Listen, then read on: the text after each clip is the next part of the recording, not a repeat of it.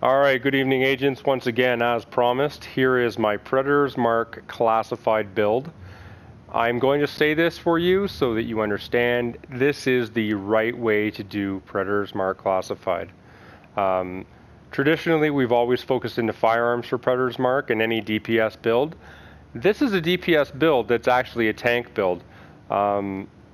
They've really thrown everybody for a loop. This is by far and away, in my opinion, the best all-around build, this and Striker, for PvP, PvE, whatever you want to do, incursions. This thing is fantastic. So let's get right into it, shall we? Alright guys, now you're going to notice I have 9,000 stamina and only 4150 firearms. That is done by design. If you look at the Predator's Mark 6-piece talent, alright, here we go.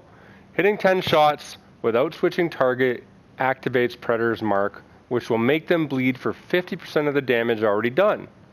Predator's Mark ignores target's bleed resistance. Okay, I'm going to say this again. There is no way to stop the bleed, except we did find one way, and it may be a glitch, and that is to drop an immune box and then pop it. That's the only way I've found to really stop the bleed. You can slow the bleed down by popping a survivor link, but the thing is, you can't stop it, okay guys? Now, for every 3,000 stamina, the damage is increased by 15%. So when you're at 9,000 stamina, the damage bonus is increased by an additional 120%. So you're basically doing shit tons of damage with very little firearms. You're hitting targets, and it's going to feel like you're running 25,000 firearms, guys. I really mean that. Check out some of my gameplay. Check out some of my gameplay from the PTS, and you will see. Most times, players can't heal themselves fast enough before they die. If they go down, they will bleed out before their teammates can pick them up. I promise you, this is devastating. And not many people have a full Predator's build right now. So, once again, you're going to have one piece rolled to firearms and 5 other pieces rolled to stamina. And all stamina mods, and you want to stack crit chance as much as possible. So, I have health. Exotic damage resilience, yeah, it's okay. I don't really care. I'd rather have skill haste, but I'm not too worried about it. Go down to my mods here. I have 2 stamina mods with crit chance. Onto my mask. Now, like I was talking about on Strikers, you only want health on your chest piece. On your mask and your holster, you definitely want crit chance. On your knee pads and your backpack, you absolutely want crit damage. This is the correct way to do it, and I'll show you just how much damage it does. Again, I have stamina mods with crit chance on them. Let's move on to my knee pads. So you'll notice I have crit damage on it. Rolled for stamina. Burn, disrupt, disorient, all great. This is all maxed out. And again, stamina mod with crit chance and first aid self-heal. Holster, I had to roll this quite a few times, and I haven't maxed this out yet just because it was getting costly, and this is not an electronics build. So truthfully, I don't give a crap what my electronics are. And again, first aid self-heal mod on there. Gloves. This is an SMG build, guys, so that's why I have SMG, crit chance, crit damage, roll for firearms. Okay? Backpack, crit damage again. Rolled for stamina, and stamina mod with crit chance, first aid, self-heal on both. Go to my character sheet, you'll see I'm doing quite a bit of weapon damage with very little firearms. Pretty high crit chance. Oh, this is, hang on a second, that's for my assault rifle. Let me go to my primary. There we go. So 47.5% crit chance, 133% crit damage is boatloads. Believe me when I tell you, it hits for a ton. Now, I'm not sure if the targets in here will bleed or not, but I will tell you that I have bled players for 205 to 215,000 after 10 shots, and NPCs I bled for over 420,000 with this build. And they bleed, I mean, they literally bleed a couple of times and they die. Now, the other trick is something else I'm going to show you, which is in your talent tree, and there is one absolute must, but we'll get to that in a second. Let's go down to my body, my health here, obviously. Again, I'm almost 400,000, right around where I was with my Striker build, guys. Now I'm not gaining any health back. You could have health on kill. It actually would be advantageous, and I may kind of switch that around. But right now, this is where it sits for now, okay? So let's talk about our talents and abilities. I'm running Pulse just to get as much crit chance and crit damage as humanly possible, even with very low skill power. Healing, obviously, Overdose, need that. Really slow cooldowns, but that's okay. This is a build you're going to count on your team for, and you're going to count on putting other players down if you're PvPing as fast as humanly possible. And believe me, there is no build, not even Striker with a shotgun, that will put somebody down as fast as this. Let's go to my talent tree. Now, same thing, critical save, on the move, strike back, but this, Shrapnel, is the most important talent you can have on a Predator's Mark build, because if your targets are within 10 meters of each other, and players often group up, you only have to focus on one player. You have a 30% chance of making the other targets, the other players, bleed, and believe me, if they bleed twice with this, they're dead. You don't even have to shoot them. So you can take an entire team down, theoretically, by just shooting one player, if they're close enough.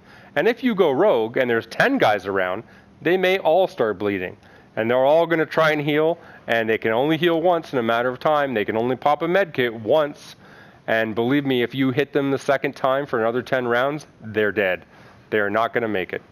So, go back and talk about my weapons here. Same house I had before. Unfortunately, it has Swift. On this build, doesn't really matter. It's not great, but I would much rather have Unforgiving on here, just to get a little more damage.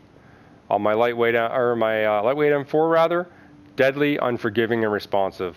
Devastating. Absolutely devastating for PvE and PvP. This is a great, great weapon, and this is a great weapon. And you notice that the rate of fire is the same on these two. The house is so OP that it's basically like an MP7 and an MP5 had a baby, and out came this thing. The house talent of the card flipping, when it's white, you're getting an additional bonus damage. When it's black, you're losing it. Just tons and tons of damage. I'll go over the way I mod my weapons really quickly. So loud vent break, I have the trifecta: crit damage, crit chance, headshot damage. With an SMG, you always want your first stat to be crit damage. You already have crit chance embedded into the weapon, okay? Move on to my grip, same thing, crit damage, stability, reload speed. Reload speed's very handy. Extended magazine with crit damage, not crit chance, but crit damage and rate of fire. And then the scope with crit damage, crit chance, headshot damage again, so the trifecta. Now the opposite is true of an assault rifle. Here we want to spec into crit chance. Now I do have a crit damage SR7 suppressor and crit chance on it. That's very good. Stability, I like stability a little bit because I'm not using striker here. I want to stay on target. And crit damage. You could change this to a crit damage mod first, like I have a small grip, but I find it sometimes a little bit unwieldy. Now I don't have a rate of fire magazine on this because I feel, one, it already fires fast enough, and two, I really need the crit damage and crit chance both with an extended magazine. And the scope, this is when you want to have the crit chance first. Crit chance, crit damage, headshot damage, so again the trifecta. So like I said, I could switch this and put a crit damage mod on. Obviously my DPS goes up a little bit. But the problem is, and I've said this many times before, for those of us on console, and as you know, I'm on PS4, if you can't hit your target, it doesn't matter how much DPS or damage you're actually doing. Hitting the buildings and hitting cards is not going to help you. You need to hit your targets. So guys, in a nutshell, that is my Predator's Mark build. I don't know if the bleed stats will show here. Let's see. Oh, it is. Okay, good. So you see 205,000. 205,000, 205,000. So believe me, you hit a player with that many shots, just 10. You're bleeding for 120,000. If you can manage to hit the head, they're going to start bleeding for a lot more. All right, 282,000. Let me turn around and face the camera, guys. I actually bled a player the other night, one of my buddies, and I didn't get it on recording. I thought I did. But I bled him to the head, no tack link. I pulsed him, 411,000 damage bleed. He literally dropped and died instantly. So that's Predator's Mark, guys. I'm telling you, it's one of the best builds in the game. You will scare the crap out of every rogue in the Dark Zone. unless they have it too, and then there's just going to be a battle to see who wins. Nomad is very good and very strong, but believe me, I've tested this. It can't survive the Predator's Mark bleed. So until next time, guys, I'll see you in the Dark Zone. Have a great day. And I love this emote. Along with my hat. Have a great day, agents.